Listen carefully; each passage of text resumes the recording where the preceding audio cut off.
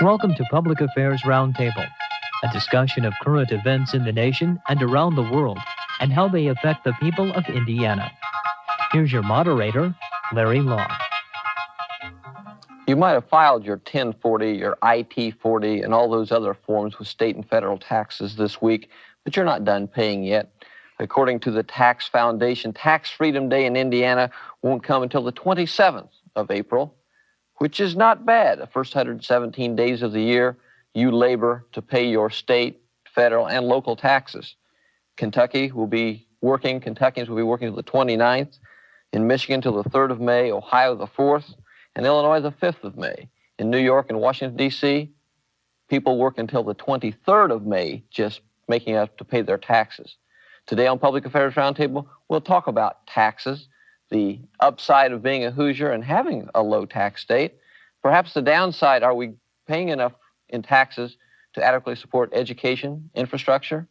Today on Public Affairs Roundtable, we'll talk about that with our panelists, Russ Sloan, president of the Muncie, Delaware County Chamber of Commerce, J. Roberts Daly, a Muncie realtor and former speaker of the Indiana House of Representatives, Jim McClure from the Economics Department in the College of Business at Ball State University, and John Rouse, our producer and a member of Ball State's Political Science Department. Upside, downside of taxes, John. Indiana's a low tax state. Is that good news? Well, I really don't know in a sense, but I think this is a joyous day. April 15th is a wonderful opportunity for us in this country because we have taxation with representation. A wonderful concept going back to the beginnings of our country.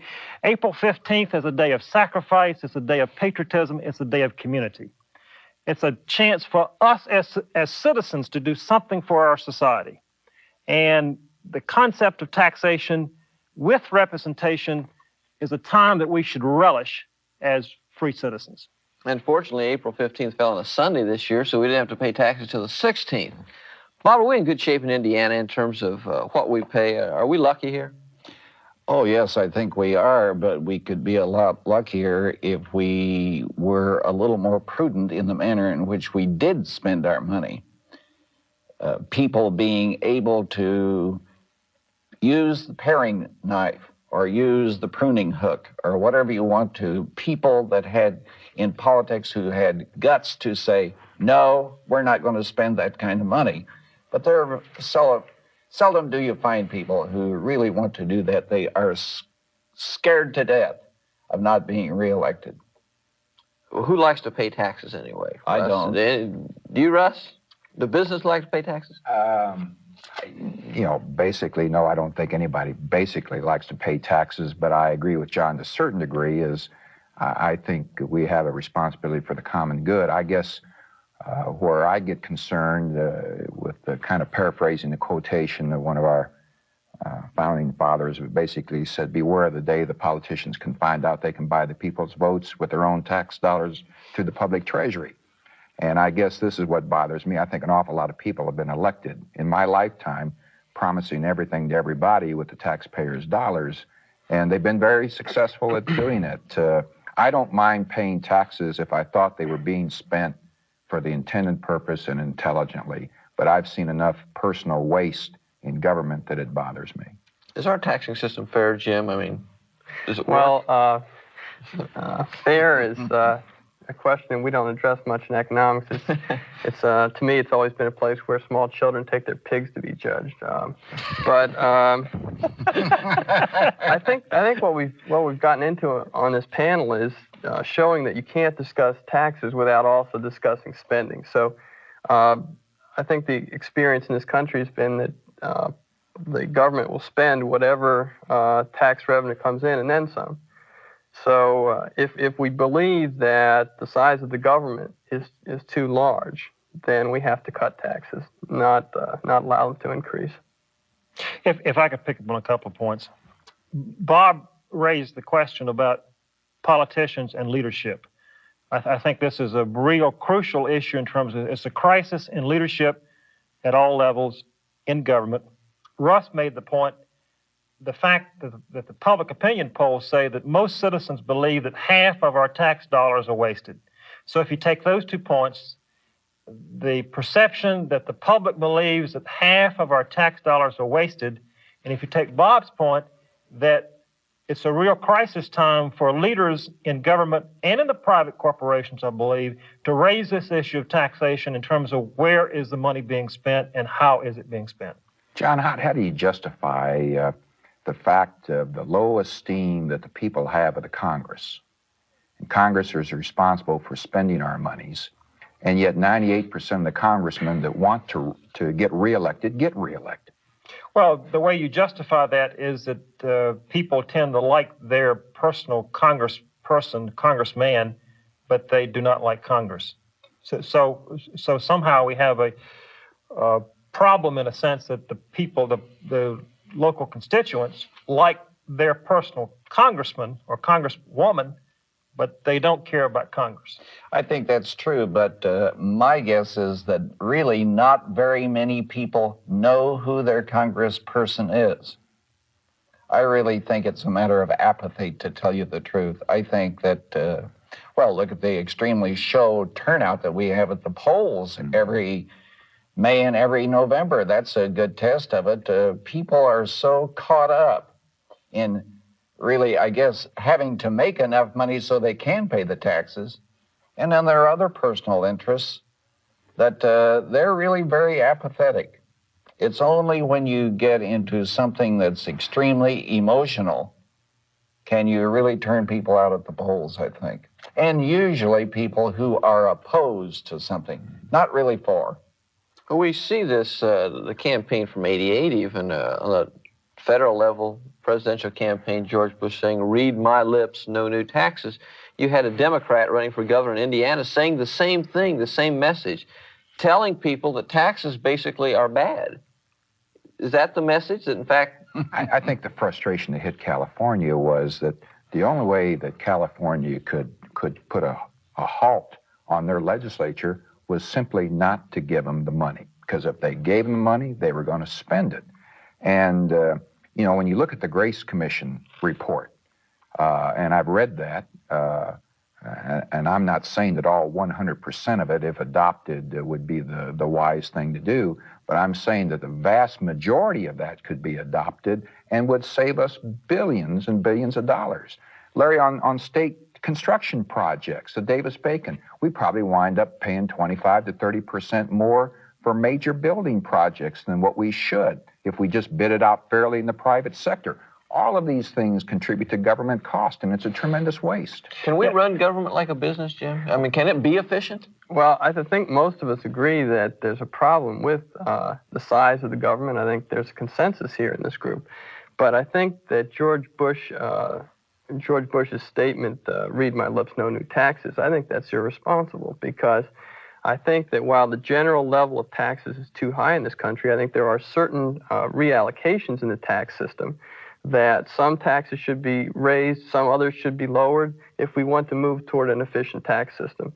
So saying that all taxes are at their limit and none of the taxes should be raised is, to me, ridiculous. For example, the gasoline tax. Because you don't have a tax, you have a user fee there, don't you? Yes, that's the idea. The idea is that if we tax gasoline more highly, then those who are more apt to pollute the environment or polluting the environment more should pay more.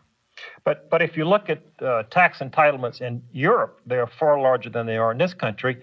And as West Europe and the Europeans progress over the years, the kind of quality of living they have in that part of the world is going to be compared to the quality of living we have in this part of the world.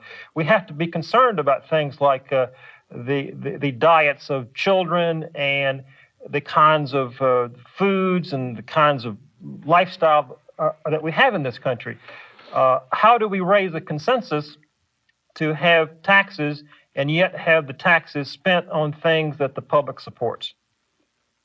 Well, I think one of the issues that we really need to consider, Russ talked about the tax revolution in California, but that was only in the taxes, quote, per se, that they're collecting. If you go to California now and you're beginning to see this begin to invade this part of Indiana even, user fees application fees, impact fees. We're going to become a fee country instead of a tax country if we don't watch out, because everybody figures, oh, I can't raise taxes, but I can charge $500 for you to apply to do something you need to do. For instance, if you want to put in a septic tank, I don't know how much it costs, but I'll bet it is not like the $10 or $15 fee that it used to be. It's a major kind of a project. We're going to have more of that all the time. Is that a more fair system, though, often than spreading that among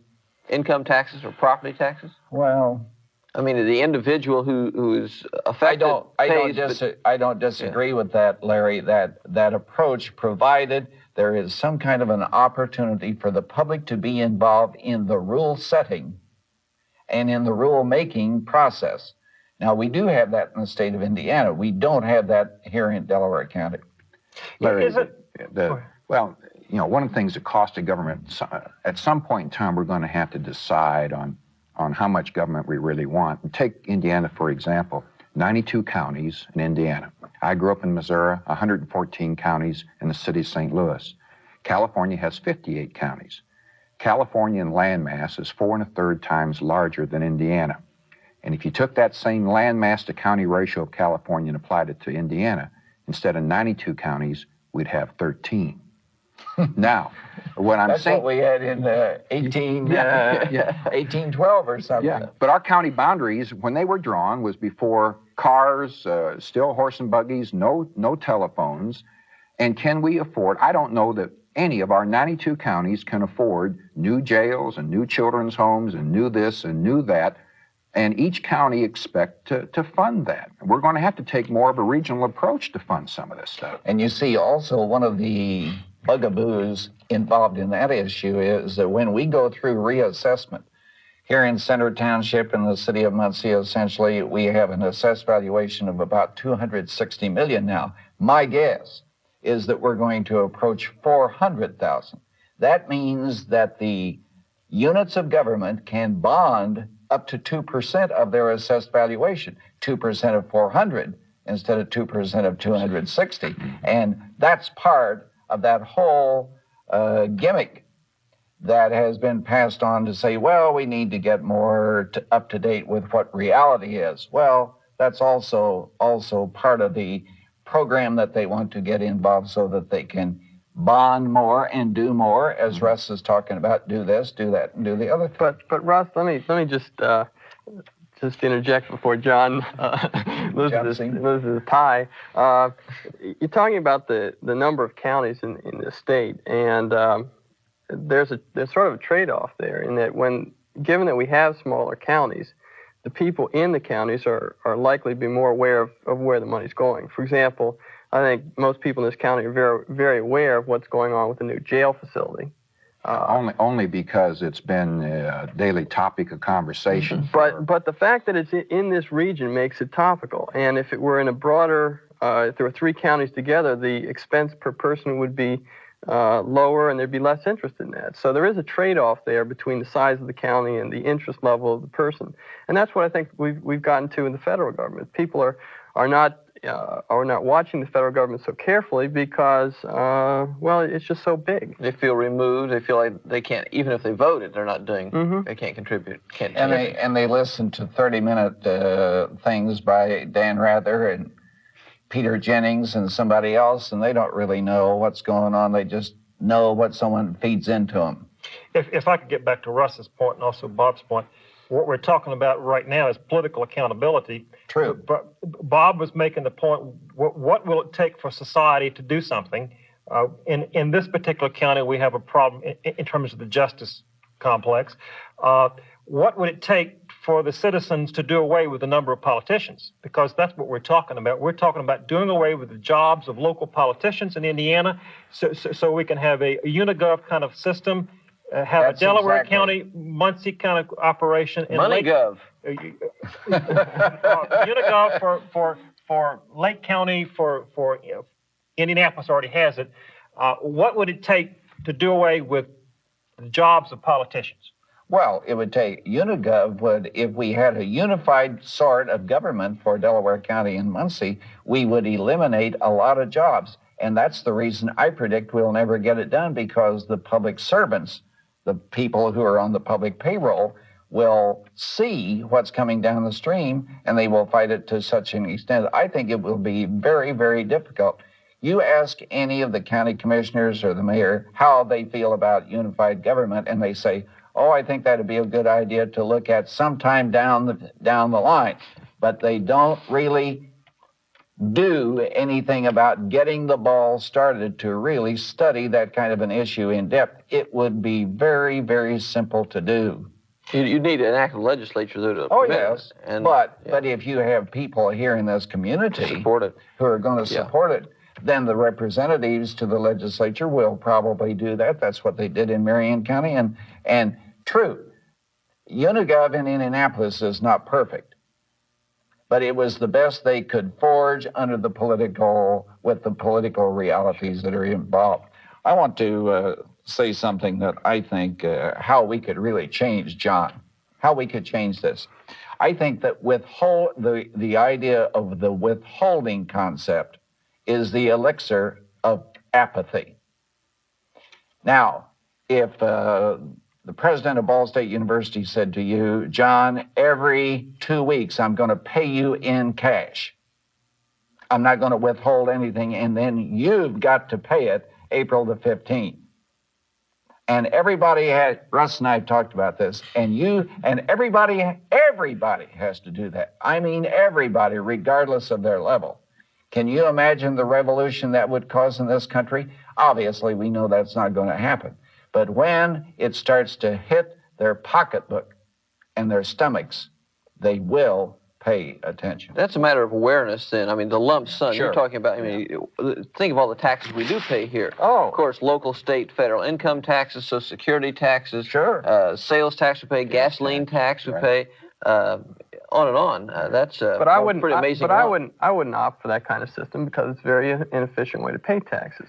You're imposing a cost on individuals that they don't currently have to incur. Now, it would make them more aware, but on the other hand, it imposes a cost on those individuals. It'd open your eyes to what you really pay. Let me open another can of worms here. Do it. Let me open the Social Security tax can of worms. That's coming. Because I think people in Indiana are more concerned with the federal and Social Security tax than they are with state taxes, given the state taxes are fairly trivial relative to Social Security taxes. Well, they're not trivial, but they're small. Well, I think this whole Social Security mess is way out of hand, and it's a good example of where the taxing process has gotten out of control. Right.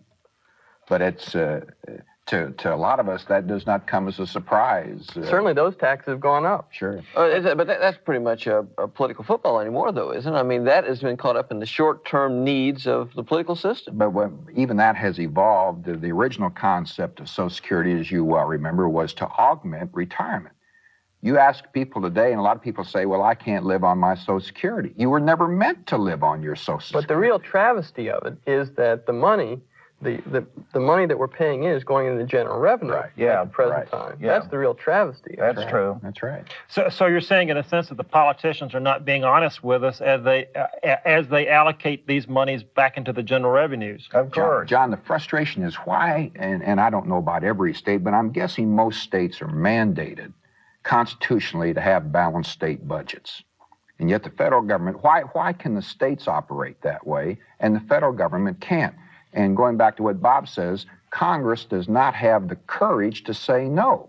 And so they'll take advantage of the Social Security income, they'll take advantage of the deficit situation.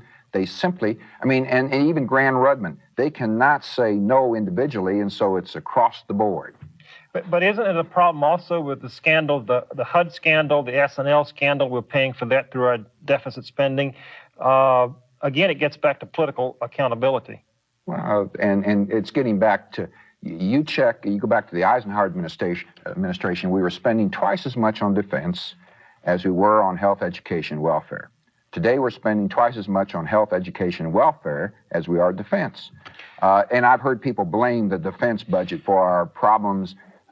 You check how much the Great Society programs of Lyndon Johnson are now costing us today. Yeah, but just think, Russ, what racism has cost us. For example, I mean, had we preferred to have the pre-Lyndon Johnson times in terms of the situation in the South on racism? I mean, I'm glad we're spending twice as much on social spending than we are on defense spending. I think we should spend it. Now, wait just a minute. Yeah. What do you mean social programs and racism? How does that, certainly the racism part of social spending should have been gotten rid of a long time ago, but how does that increase the cost of living and the cost of taxes? Well, Explain that to me. Okay, if you have racism in society or sexism, and that prevents people, women and blacks, from achieving their real productivity in society, that means that they cannot pay taxes because they do not have the skills, they're not afforded the opportunities to learn. Yeah, I agree with that. But the welfare system, we agree with that. The welfare system hasn't given them the flexibilities to do that. All the welfare system is trap them into a welfare system. Well, we're talking about welfare for the middle class. Lyndon Johnson was three things. It was education, and it was civil rights, and it was also medical care. And the fourth thing, so the people believe, get reelected for me. Right. Well, I mean, but the same is true with Republicans. Oh, true. Okay. I agree. I mean, I don't disagree with that. Okay. So wait a minute. Are you suggesting that Johnson's programs were a tremendous success? No, they weren't. They were Surely they were. It cost more. You want to go back to the pre-1965 South? The legislation that we endured in 1965 has really started the ball rolling for much of the problems that we see in this country, certainly in terms of the national debt. I argue that Lyndon Johnson had no choice. I mean, the cities were burning down 25 years ago. Again, Lyndon Johnson is three things. Ball State University is a state university as it is today because of the Great Society programs in education. This school was founded in 1965. LBJ was education, he was civil rights, and he was medical care. And we had a crises in all three areas. John, the university was really started in 1922 or 1923. But it was a university. As Ball State Teachers College.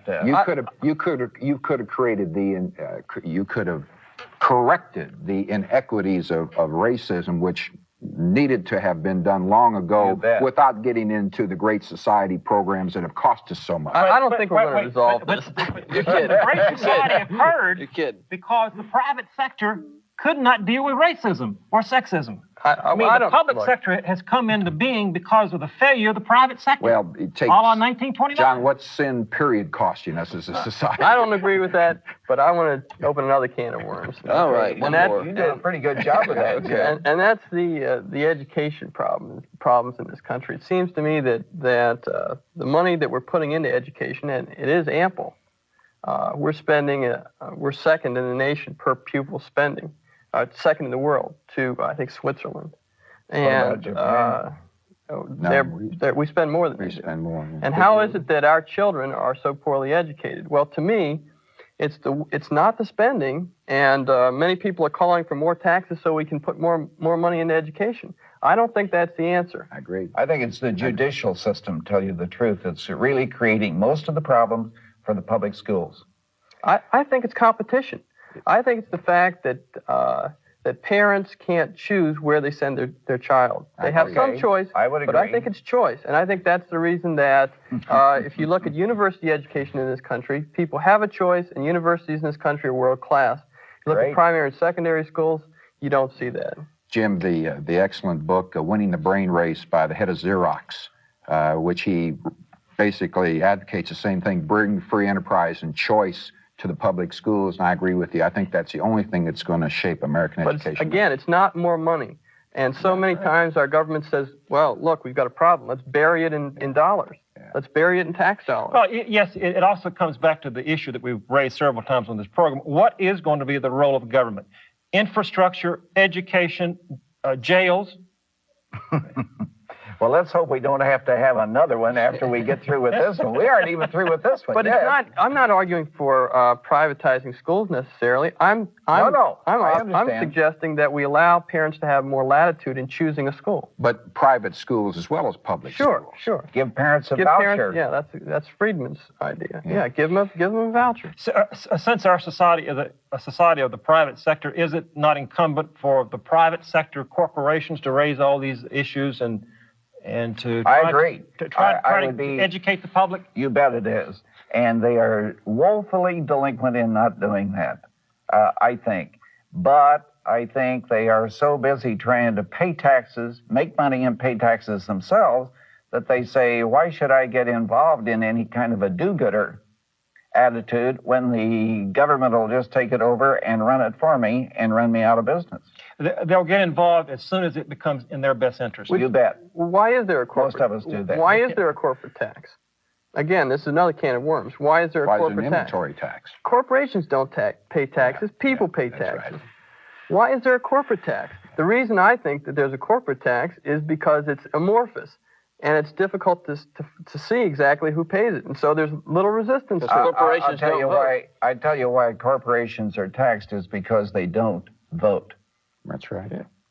That's right. The incidence of the tax is amorphous. You can hide that. They don't vote. And the inventory tax, the same thing. You bet. Is there a solution to these issues? Or will we continue to have this kind of discussion in Isn't our years to come? tax system basically a product of our governmental system? That a lot of our problems, short term, sure. are because our government. Bob, don't you think that maybe the property tax approach is no longer the way to try to finance local government? Well, I've thought that for a long time, but everybody thinks just because I'm in the real estate business, I'm selfish or have self-interest. But I think we really do need to look more and more on those people to pay taxes who are earning. For instance, when my mother was living, she worked hard and paid off her mortgage and she had no indebtedness and she had no income. Why should she pay taxes on a nice piece of property? What is there right about that? But I'm earning, I'm working, I ought to be the person paying the taxes, it seems to me. Doesn't it again also come back to political accountability? And of course, it always does. How do we have the consolidation of our counties and our cities, going back to Russ's point that they were set up 100 years ago? Well, yeah, longer than that. But the only way it's going to come is when we make up our minds that this is as much as we're going to pay for government, and you force consolidations because people simply won't pay anymore. But I don't have the view of government that good people, and if we only had good people in government, they do good things. I don't believe that. I think what we have to do is what I'm suggesting in education: introduce competition and coerce those people to produce high-quality products. And I'll coerce you to stop talking now. Thank you very much. We're out of time. Russ Sloan, Bob Daly, Jim McClure, John Rouse for your taxing comments today. I'm Larry Lough. See you next week.